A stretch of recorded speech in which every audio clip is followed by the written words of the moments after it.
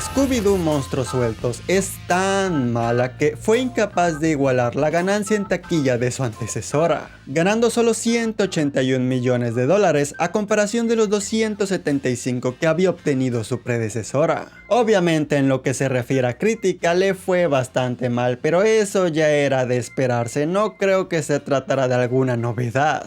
Sin embargo, en lo que concierne a mi experiencia como un niño, la verdad es que esta segunda parte solo me despierta buenos recuerdos. Tengo ciertas memorias de ver avances por la televisión y estar muy interesado por la premisa. Porque una de las cosas que incluso desde pequeño no me gustaban de la primera parte era todo lo de los monstruos y cómo se veían. Los efectos eran horribles, los diseños no eran de mi agrado y pues ¿qué quieren que les diga? Hasta la fecha esa opinión se mantiene. Pero entonces veo estos anuncios y reconozco ciertos monstruos familiares que me llenan de emoción. Porque ahora, en vez de meter estas nuevas cosas horribles, las amenazas del filme serían los enemigos clásicos de la serie animada. Y para qué les voy a mentir, gran parte del por qué estaba emocionado por esta película es porque estos villanos tienen cierto parecido con algunos villanos de Spider-Man. Tenía ganas de ver cómo adaptarían al monstruo de Brea porque él se parece a Venom, y también tenía ganas de ver cómo adaptarían al fantasma eléctrico porque pues Electro, papá.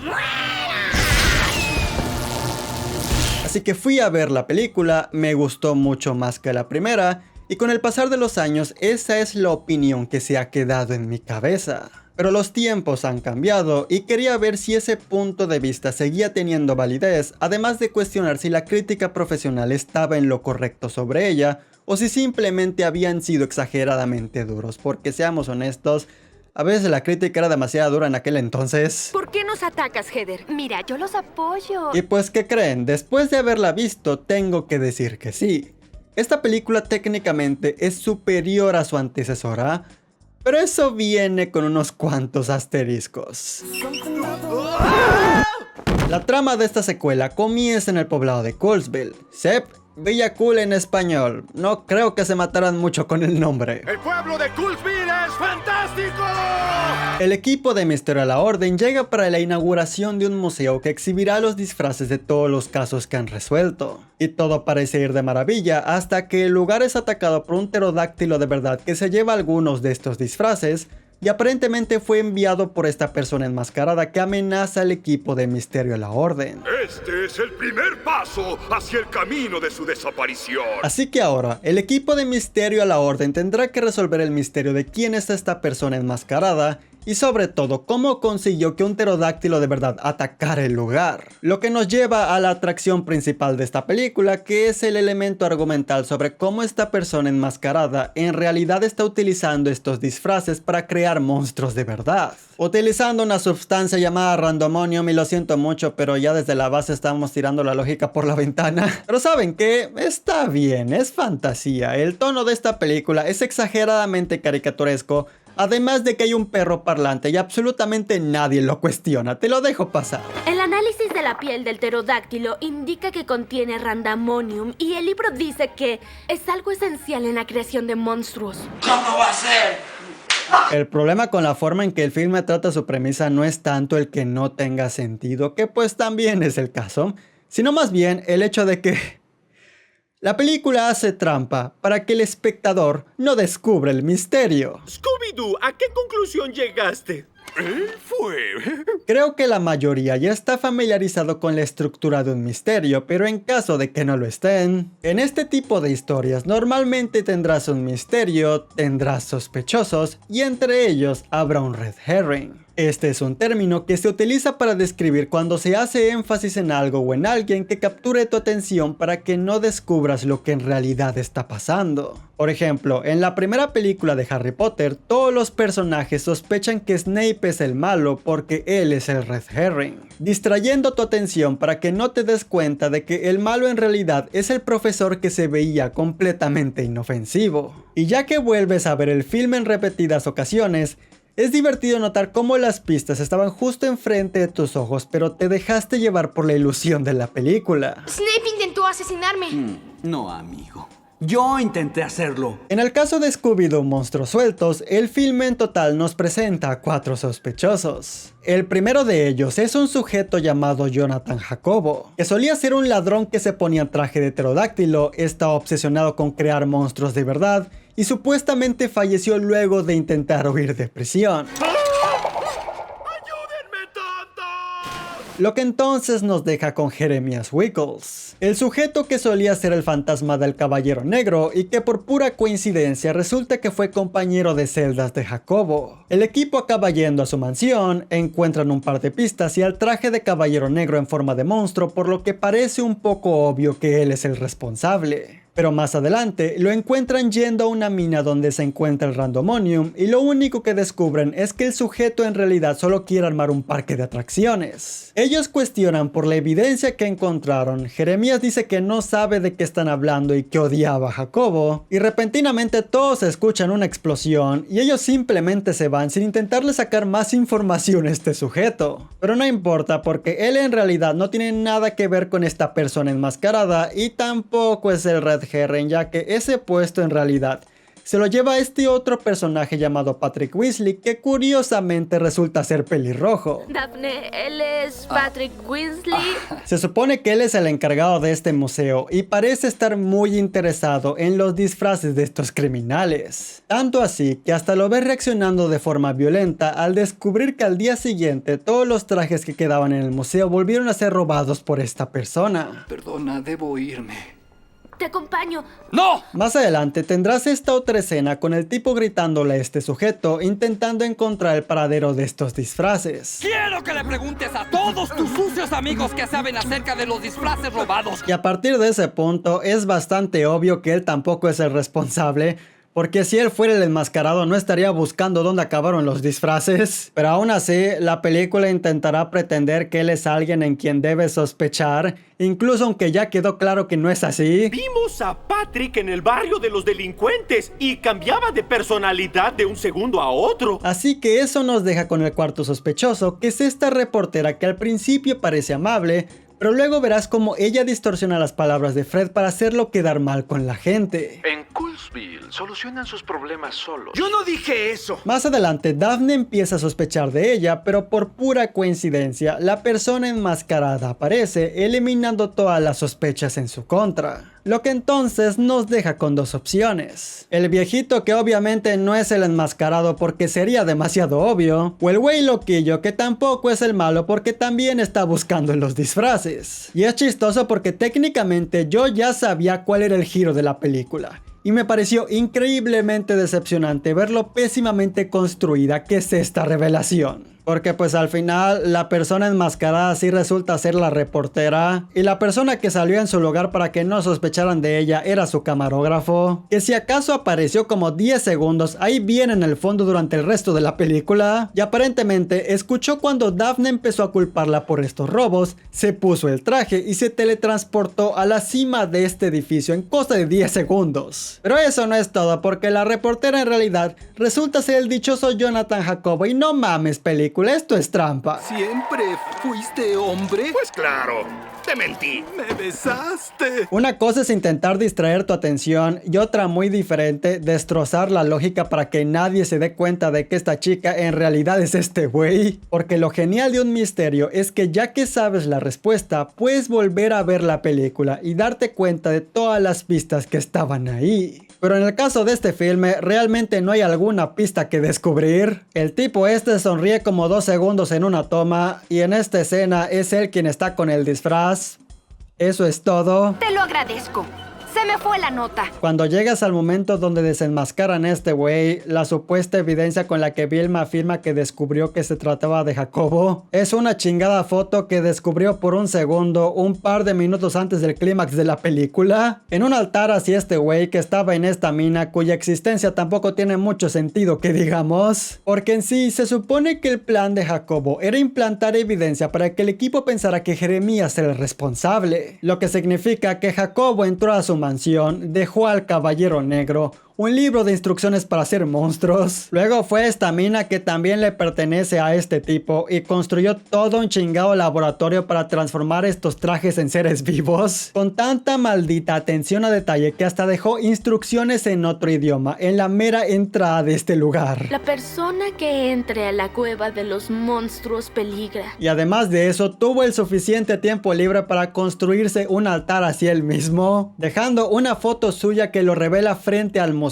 cuando él se supone que ya estaba muerto para ese entonces. Y todo para inculpar a este viejito que ni siquiera estaba enterado de todas estas construcciones en la mina. Incluso aunque él debería estar muy interesado en este lugar porque después de todo él quiere hacer un parque de atracciones ahí, ya que al equipo de Misterio a la Orden no le cuesta casi nada encontrarlo. O sea, si Shaggy y Scooby pudieron llegar ahí, literalmente cualquier persona podría. Adelante. Gracias. El filme pasa tanto tiempo con los sospechosos que solo están ahí para desviar tu atención y acaba enredándose tanto que descubrir que en realidad es este tipo es decepcionante. Incluso, les soy honesto, estaba más interesado en saber si Jeremías podría construir su parque de atracciones que ver quién era el verdadero responsable de todo esto. Lo lamento, Jeremías. ¿Qué pasa? ¡No hemos terminado! ¡Regresen! Los ataques violentos de Patrick nunca vuelven a ser referenciados. Simplemente tienes que aceptar que este güey se pone bien intenso de vez en cuando. Y ya que estamos hablando de este tipo, hay un tema que quiero tocar. Y es el hecho sobre cómo él también es presentado como un interés romántico para Vilma. Pensaba en el pobre Patrick. En el museo parecía muy enfadado. Como mencioné en el video pasado, la primera película de Scooby-Doo originalmente fue escrita como una parodia para adultos de los estereotipos que los personajes representan. Y brevemente mencioné que Vilma para muchos era considerada como alguien que sentía atracción hacia otras chicas. Así que se supone que en el guión original James Gunn la había escrito de esta forma e incluso había una escena donde se besaba con otra chica. Pero cuando el estudio cambió de opinión y quiso convertir al filme en algo para niños, uno de los cambios más definitivos fue meterle a la fuerza un interés romántico para hacer énfasis en que ella sí era heterosexual. Y es por eso que en el video pasado referencié que esa película tenía una tendencia a emparejar a todos los personajes con alguien. Y el por qué ese sujeto que apenas conversó con ella por un minuto tiene este extraño momento donde la abraza de la nada. Y también el por qué en esta película se encargan de dejar muy en claro que ella no es lesbiana y definitivamente tiene sentimientos por este tipo extraño. Y la verdad es que en realidad me gustas. Y luego al final tienes una escena donde Vilma se encuentra a Patrick en el altar y ella empieza a considerar que quizás él es el enmascarado y accidentalmente se cae, pero Patrick la salva y ella está como no confío en ti, tú eres el malo. Y él dice algo como confía en mí, Vilma, ¿qué dice tu corazón? Y ella está como what?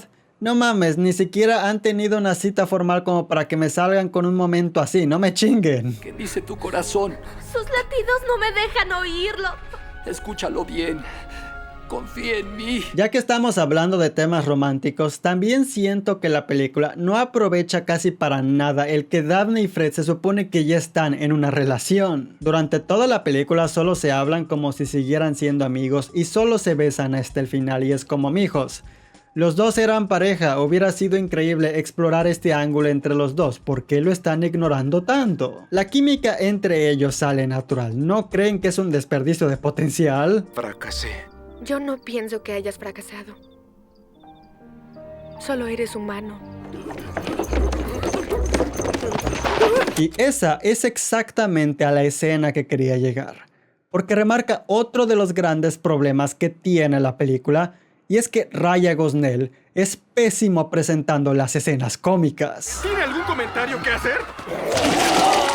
Como mencioné en mi video sobre la primera parte, uno de sus detalles más interesantes es que padece de una crisis de identidad. Fue planeada y filmada como una parodia para adultos, pero transformada en una película para niños. Por cada referencia oculta y doble sentido que encuentres, habrá un chiste sobre pedos o mocos para ocultar sus intenciones originales. Así que para la secuela es muy evidente que desde el principio quisieron abandonar todo el lado satírico y enfocarse a realizar una auténtica película de Scooby-Doo dirigida para los niños de esa generación. Eso significa una ausencia casi total de los chistes doble sentido y mucho más énfasis en humor infantil. Lo cual tiene sentido, pero al mismo tiempo es desafortunado porque El doble sentido es lo que hace la primera tan especial, mientras que esta segunda parte depende casi completamente de las escenas que exactamente hoy en día ya no encuentro tan chistosas. Porque pues Ryan Gosnell, el director, tiene una forma un poco molesta de presentar este tipo de escenas. Se le salen por los nervios. Hay otro momento que ejemplifica perfectamente lo que quiero decir. Esto ocurre en ese punto donde los personajes llegan a su antigua guarida de Misterio a la Orden mientras están buscando esconderse de todos los monstruos que ahora están acechando la ciudad. Este se supone que tiene que ser el punto más bajo para los personajes. Y es aquí donde idean la estrategia para utilizar este panel que encontraron en el laboratorio y programarlo para hacer que los monstruos desaparezcan. El Randamonium tiene una frecuencia alterna algorítmica de 4.1 a 1. Con eso podemos...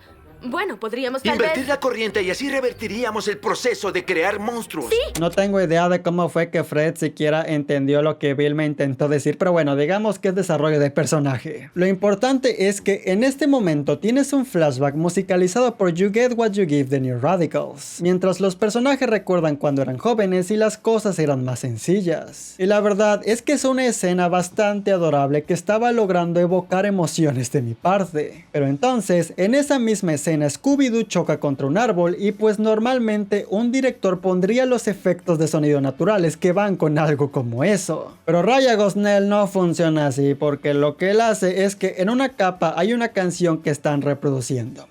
Encima de eso, él pone un efecto de sonido súper exagerado de caricatura.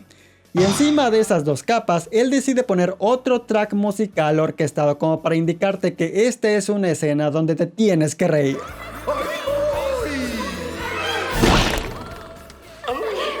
Genial, ahora imagínense 90 minutos de escenas donde es como si el director no confiara en su propia dirección o si en una escena es genuinamente chistosa. Así que decide sobrecargarla de efectos de sonido de caricatura y un soundtrack tan intrusivo y fastidioso que en serio llega a ponerse molesto. ¡Pégale!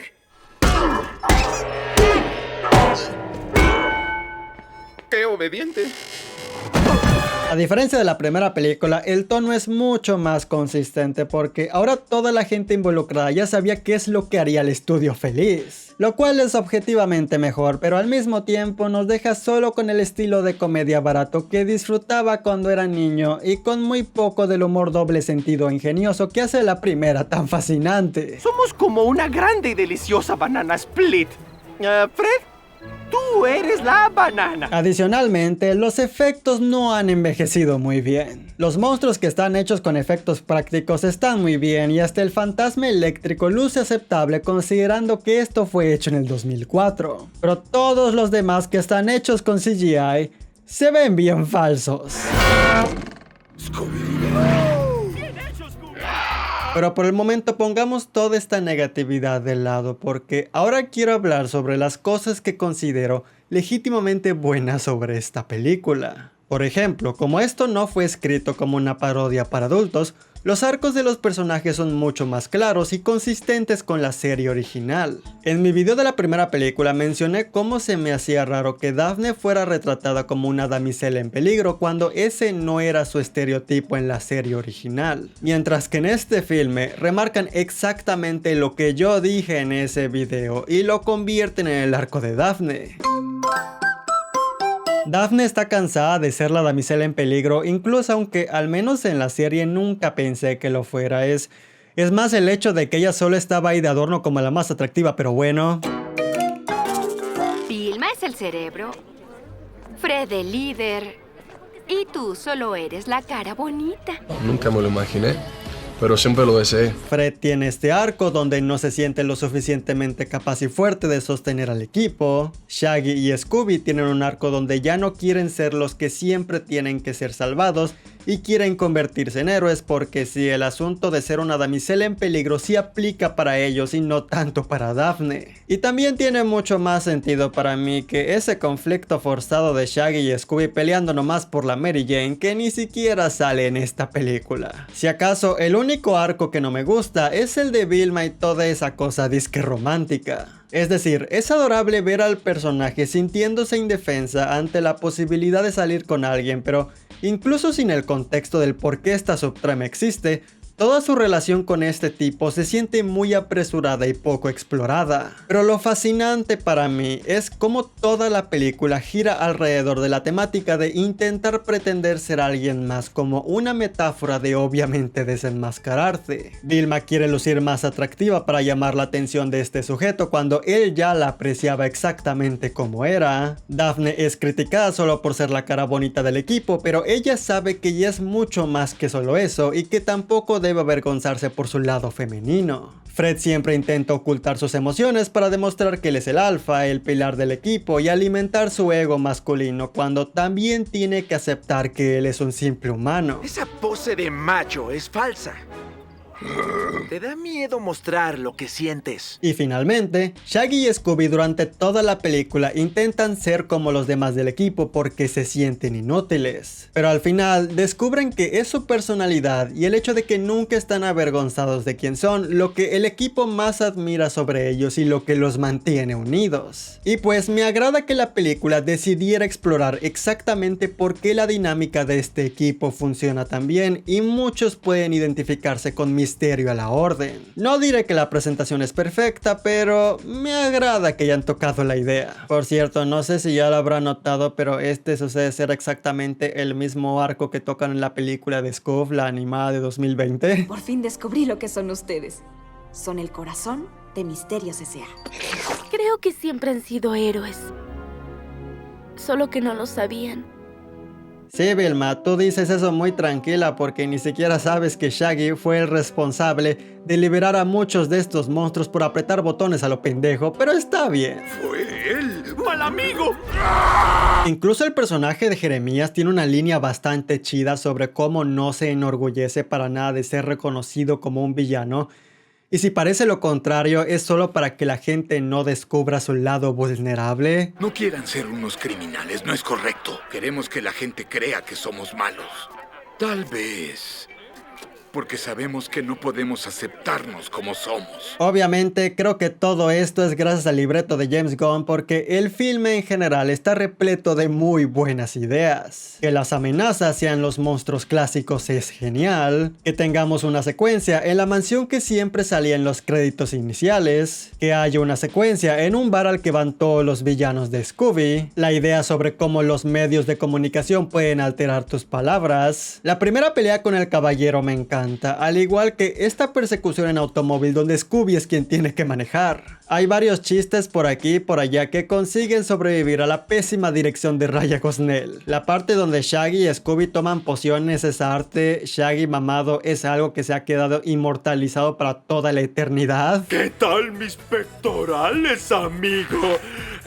La escena donde los dos según están bloqueando esta puerta para que el caballero no les alcance, pero él simplemente entra por la puerta secreta y hasta los ayuda a seguir bloqueando la otra puerta. O cuando se encuentran al monstruo de caramelo que dice que luce bien amenazante y ellos están como a huevo, cabrón, ya valiste madres.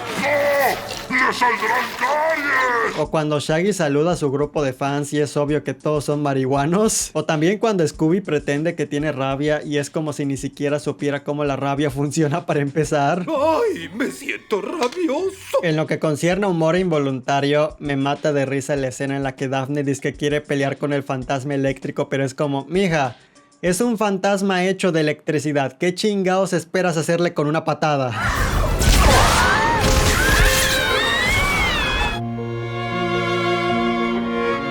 También en la pelea final me encanta cómo el villano se la pasa gritando y gritando y cuando Scooby está a punto de derrotar a sus monstruos con un extintor, el vato no hace ni madres para detenerlo y solo sigue gritando como si Scooby se fuera a detener. ¡No puedes hacerme esto! También hay un diálogo de Shaggy que es oro puro. Se parece al día más terrible de mi vida. ¿Cuál fue? Cada uno de los días de mi asquerosa vida. Y finalmente, me parece interesante lo negativa que era la crítica profesional con estas películas y cómo posiblemente tachaban a esto como una ofensa grave a la franquicia que dañaría a nuestra generación cuando El paso del tiempo ha comprobado que esto solo ha conseguido que nuestra generación aprecie más a la propiedad. Porque incluso en sus peores partes, estas películas entienden la estética y el encanto de la franquicia, los personajes, su dinámica y el elemento gótico. Incluso me agrada ese contraste sobre cómo ellos claramente son personajes que vienen de la década de los 60 cuando está en un mundo que en esa época era actual, el 2004, el 2002 en la primera película. Incluso podrías decir que parte de la temática de la primera película es esa disparidad, ese contraste entre ellos que vienen de los 60s y la chaviza de esa época actual. Oigan, carnales. Olvidaron la siguiente parte del baile. Y me parece irónico decir todo esto cuando fui tan negativo con la versión animada que salió en 2020, pero para mí el fallo de ese filme fue intentar convertir a la franquicia en algo que nunca fue, en una película de superhéroes. Pero a pesar de eso, tampoco voy a pretender como si esa película fuera una ofensa a la humanidad, porque como dije en ese mismo video, si a la generación actual le gusta y se convierte en un medio por el que pueden conocer la franquicia, me parece perfecto. Es solo que me gustaría que hubiera sido mejor, de la misma forma que me gustaría que estas películas pudieran ser mejor. Porque ninguna de las tres es buena, pero ciertamente no puedo negar que hay una conexión nostálgica que me hace apreciar estas películas live action, incluso aunque sea de forma irónica. Y estoy seguro que será lo mismo para los niños que crezcan con la nueva, como si fuera una cápsula de tiempo de cuando el cine de superhéroes estaba de moda. Y al final del día, estas películas son dirigidas para los niños, así que si a ellos les gusta, cumplieron completamente con su trabajo. Aunque si acaso la primera es debatible, con todo su humor doble sentido, pero incluso cuando era niño, al menos en mi caso yo no captaba nada de esos chistes. Me gustaba mucho esta película cuando era niño, hay cosas que ya no me gustan tanto de grande, pero agradezco mucho el esfuerzo y sus elementos positivos. Son breves, van directo al grano y si las ves desde el ángulo correcto podrías disfrutarlas. Había una tercera parte planificada que iba a ser dirigida por James Gunn, pero los planes fueron cancelados porque la taquilla de la segunda no superó a la de su predecesora. Según Matthew Lillard, él teoriza que el estudio estrenó la película en una mala temporada en la que iban a estrenarse un montón de películas más, así que al menos ahí tienen esa teoría. Podríamos preguntarnos cómo sería el mundo después de haber tenido una tercera parte, pero es genial vivir en esta realidad donde eventualmente todos consiguieron una especie de final feliz después de este fracaso. Pero bueno, fue una experiencia agradable repasar estas películas, pero creo que esto sería todo por el día de hoy. Me largo de aquí. Vayan a chingar a su madre. ¡No me voy! ¡Me llevan!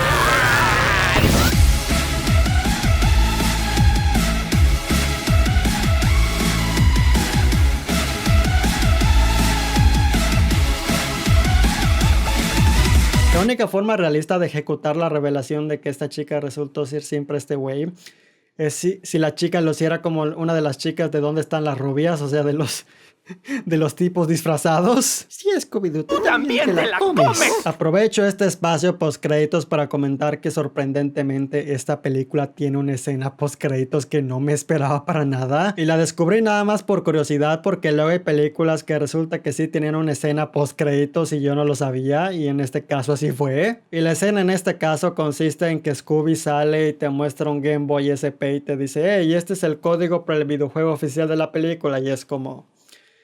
imagínense un niño al que su mamá le compra ese juego, el juego de Scooby-Doo, la película, y se pone a jugarlo y llega a ese nivel donde tiene que poner ese código para pasar, pero simplemente no tiene una copia disponible de la película. Ahí verías al niño preguntando: oye mami, ¿puedes conseguirme una copia de la película de Scooby-Doo 2? ¿Podemos rentarla o algo? Porque, o sea, ni siquiera creo que en Cartoon Network mantuvieran esta escena. Creo que ahí simplemente cortaban los créditos, no lo recuerdo bien, porque de verdad no sabía que esta escena existía. Si tienen alguna experiencia con el videojuego, con algo, comenten en los comentarios. Quizás estoy completamente equivocado y el código no es obligatorio, pero...